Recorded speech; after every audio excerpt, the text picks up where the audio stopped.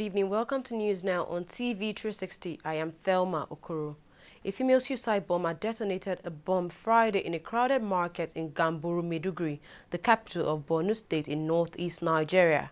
The National Emergency and Management Agency has confirmed 6 people dead in the suicide bombing attack. The blast occurred at about 6:30 a.m. near the entrance of the market, where operatives of the commercial tricycles park were waiting for passengers.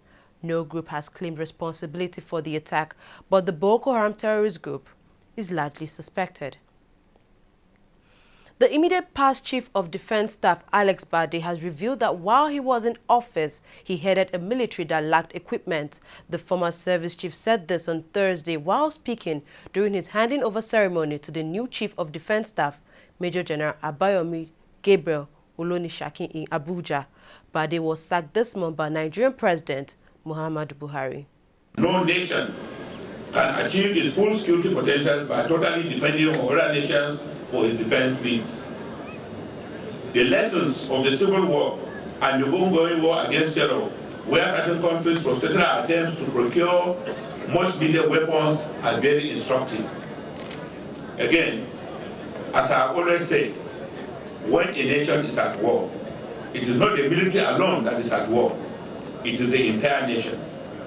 Accordingly, every segment of society must see itself contributing to the overall war effort by presenting a united front against a common enemy.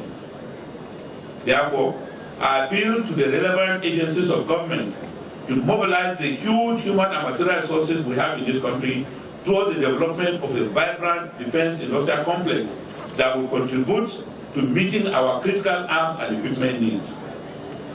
This is crucial if we must reduce our total dependence on foreign sources of supply for critically needed arms. That is the only way we can retain our dignity as a nation in order to have freedom of action in international affairs. Over the years, the military was neglected and under-equipped to ensure survival of certain regimes, while other regimes, based on advice from some foreign nations, deliberately reduced the size of the military and underfunded it. Unfortunately, our past leaders accepted such recommendations without appreciating our peculiarities as a third world military, which does not have the technological advantage that could serve as force multipliers and compensate for reduced strength. Accordingly, when faced with the crisis in the northeast and other parts of the country, the military was overstretched and had to embark on emergency recruitments and training, which were not adequate to prepare troops for the kind of situation we found ourselves in. It is important, therefore, for the government to decide on the kind of military force it needs by carrying out a comprehensive review of the nation's military force structure to determine the size, capability, and equipment wholly required to effectively defend the nation and provide the needed security. This is based on the fact that without security, there cannot be sustainable development. The huge cost. Nigeria President Muhammadu Buhari has ordered the immediate release of 5 billion naira pledged by the federal government since August 2014 for the Victim Support Fund. The fund was created to support victims of bomb attacks largely caused by Boko Haram militants. The presidency on Friday directed the head of service of the Federation, Danladi Kifasi, to facilitate the release of the fund. President Buhari gave the directive after receiving a briefing from the Victim Support Fund Presidential Committee, headed by Lieutenant General Theophilus Danjuma at the Presidential Villa in Abuja. Nigeria President Muhammadu Buhari and Cameroon President Paul Biya have agreed to work towards the completion of the demarcation of the land border between both countries before the end of this year. Relations between Nigeria and Cameroon have been fraught for years because of territorial disputes, in particular over the Bakassi Peninsula. The oil-rich region was eventually awarded to Cameroon by an international court. A statement issued on Thursday said both leaders welcomed the progress made so far in the exercise, which is being undertaken under the auspices of the United Nations. Nigeria's ruling party, the All Progressives Congress, APC, has insisted that the DG of DSS, Lawal Daura, is not a card-carrying member of the party. Reacting to PDP's recent allegations that the DSS Director General is a member of the APC, the ruling party said nothing short of producing his membership card or evidence of his membership registration will convince Nigerians that he is indeed a member of the APC as alleged by the PDP. The PDP had accused the DG of the Department of State Services, Lawal Daura, of being a member of the country's ruling party and called for a review of his appointment. Northern senators from the All Progressives Congress, APC, have denied working against the interests of President Muhammadu Buhari. The recent allegations follow a newspaper publication which alleged that 22 Northern senators of the APC who took part in the vote of confidence on the Senate President and other leaders of the Senate were plotting to frustrate the Buhari administration. The Senate has directed its Committee on Ethics and Privilege to investigate the allegations. Foremost Nigerian professor of international law and diplomacy, Professor Akin Oyebode, has carpeted President Muhammadu Buhari over his delay in forming a cabinet. President Buhari had, during his recent visit to the United States, said he would announce his cabinet by September, but analysts say this prolonged delay is not good for the country and its economy. Professor Oyebode has added his voice to the debate, describing the president's action as smacking of disability. We are bewildered by 2 months without a cabinet. But the president says he's taking his time because he doesn't want to make mistakes. Now, if you don't want to make mistakes, you can't make any progress. You should just be able to explain your mistakes and move on. But if you are too careful, which I believe the president is, it might be actually a disability. So, but I'm sure if you have the right persons in the right places, I'm sure many of the things that we are talking about will be taken care of. The past national chairman of Labour Party, Dan Nwayanwu, has handed over the party's registration certificate after several months of struggle for the party's leadership. Nwayanwu had refused to let go of the party's certificate registration after stepping down as its chairman last year. However, the former leader handed over the party certificate to the president of NLC, Ayuba Waba, in Abuja, saying Labour leaders must get involved in politics in order to represent their interests in governance. The Nigerian Labour Congress, as we tried in the past to get Labour involved in politics, Labour members should be involved in politics. We cannot continue all the time, we're on the street, he's Oleto. I no go agree. I no go agree. That doesn't change things. You have to also get those qualified with some knowledge to go and take positions. If Adam Soshomole didn't come based on our pressure to be governor, all the things you are seeing in Ondo State today will not be there. So let us reduce our insulator and move Nigerian workers. Most Nigerian workers are better qualified than all these governors and senators you are seeing today, and I stand to be corrected. So we cannot continue to play the ostrich. It is in our hands. Let's get those qualified, support them. It won't cost us much.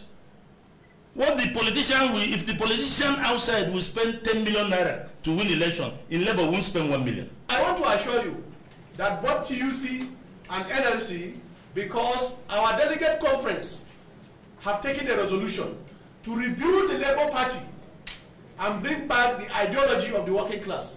That will do effectively, and I assure you that we will do our best to make sure that this party is built from what it is today to compete with any party in Nigeria. The Nigerian police has given transporters in the country a 2-week ultimatum to register with the National Union of Road Transport Workers and ensure that their vehicle particulars are up to date.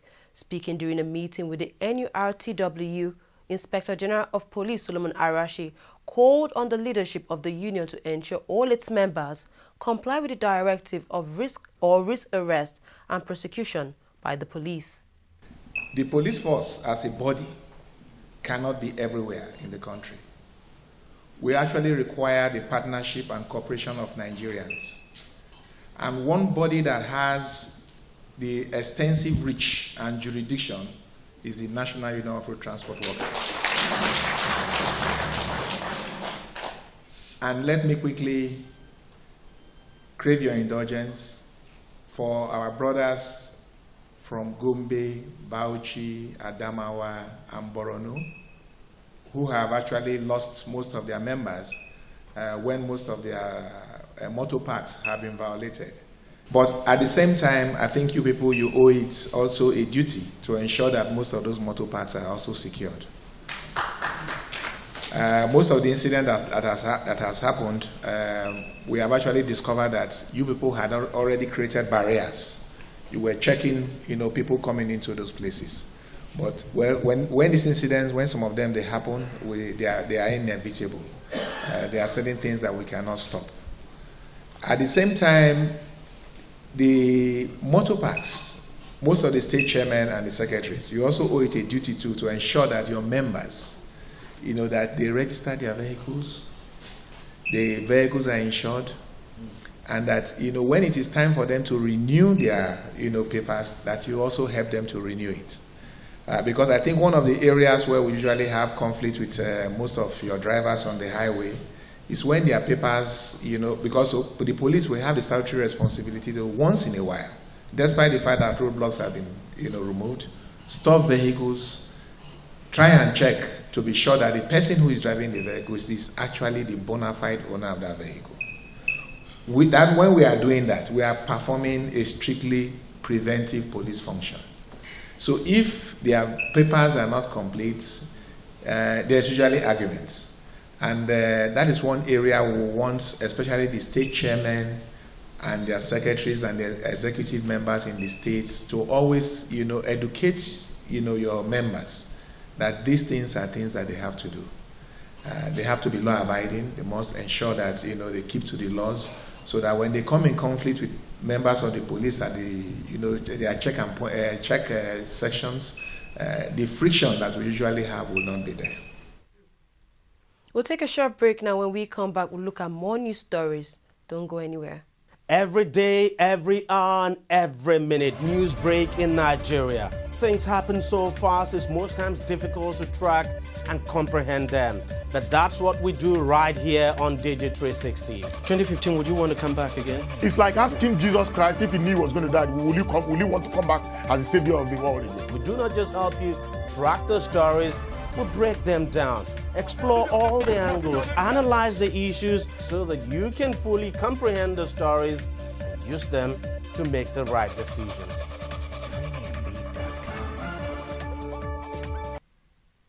Welcome back. You're watching News Now.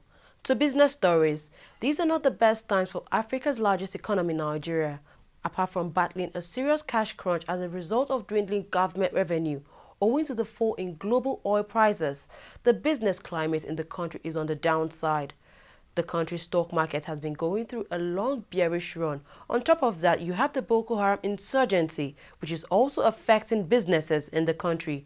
Recently, President Buhari was in Washington to seek the United States assistance, not just in dealing with Boko Haram, but also to woo U.S. investors to come and invest in the country. However, an expert in international law and diplomacy, Professor Akin Oyebode, says it's time the country look to the South in addressing its economic challenges. In scenarios such as we have on our hands, it does not appear as if we have any other option than that of individual self-reliance and cooperation and collaboration with the new trade and financial arrangements being proffered by China in contradistinction with those of the Bretton Woods institutions. South-South cooperation should therefore be intensified, since if we do not hang together, we are most likely to be hanged separately. Oliver Everett, the Director General of Commonwealth Enterprises and Investment Council, said Nigeria had potential of attracting foreign investments from Commonwealth nations. Speaking in Lagos, Southwest Nigeria, Everett gave suggestions to what Nigeria can do to attract investors into the country. Visa business is absolutely critical.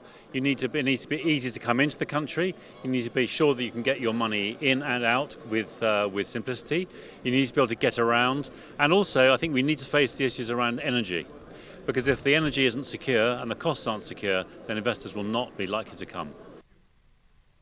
A vaccine against the deadly Ebola virus has led to 100% protection and could transform the way Ebola is tackled. Preliminary results suggest there were no proven drugs or vaccines against the virus at the start of the largest outbreak of Ebola in history, which began in Guinea in December 2013. The World Health Organization (WHO) said the findings could be a game changer. The UN health body says more than 11,000 people have died from Ebola and nearly 28,000 have been infected with the virus. Debris found on the Indian Ocean island of Reunion is very likely to be from the missing flight MH370, a top Australian official has said. Martin Dolan, who heads Australia's search efforts, also said the operation was continuing in the right place in the southern part of the ocean. The wreckage, said to be a wing part, is flown to France for analysis. Malaysia Airlines flight MH370 was traveling from Kuala Lumpur to Beijing when it vanished in March 2014. There were 239 passengers and crew on board the plane when it went missing. Former Secretary of State and U.S. presidential candidate Hillary Clinton has called for lifting of embargo on Cuba, saying closer relations with the island nation will bring about change and new freedoms. In a speech in Miami, Clinton said the country must now decide between embracing fresh thinking and returning to Cold War deadlock. This comes as the U.S. reestablished diplomatic relations with the Cuban government. The Cuba embargo needs to go once and for all.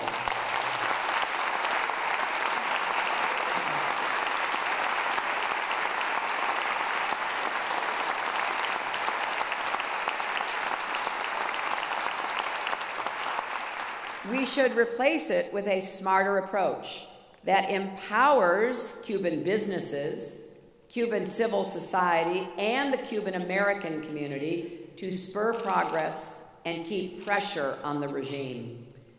Today I'm calling on Speaker Boehner and Senator McConnell to step up and answer the pleas of the Cuban people.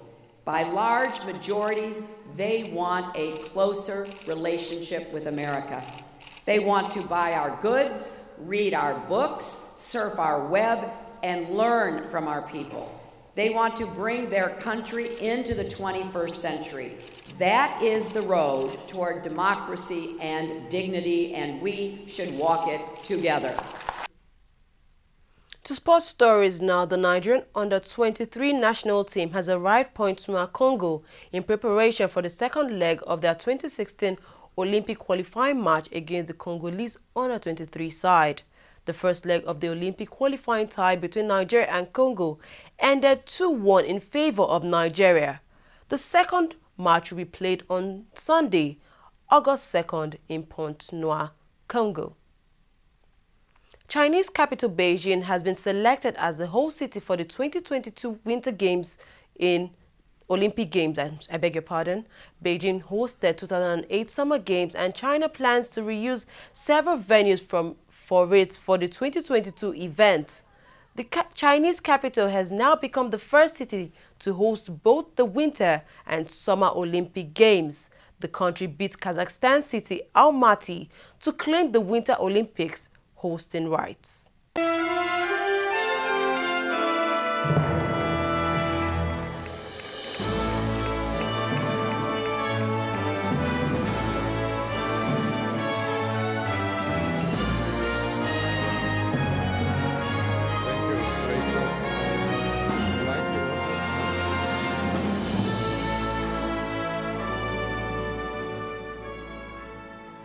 The International Olympic Committee has the honor to announce the host city of the Olympic Winter Games 2022.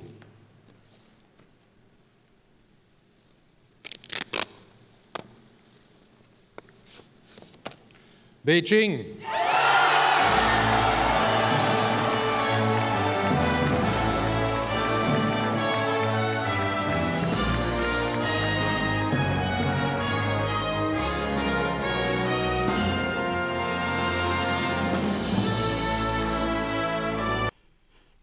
Arsenal manager Arsene Wenger has confirmed that key players Theo Walcott and Santi Cazorla have both signed new long-term deals with the club. Wenger told Arsenal's official website that both men were top-quality players who are largely important and influential to his squad. Walcott, who had less than a year in his current contract, signed a new 4-year deal worth £140 a week, while Cazorla extended his current deal by a year to 2017. We've come to the end of news now. We thank you very much for joining us. I am Thelma Okoro.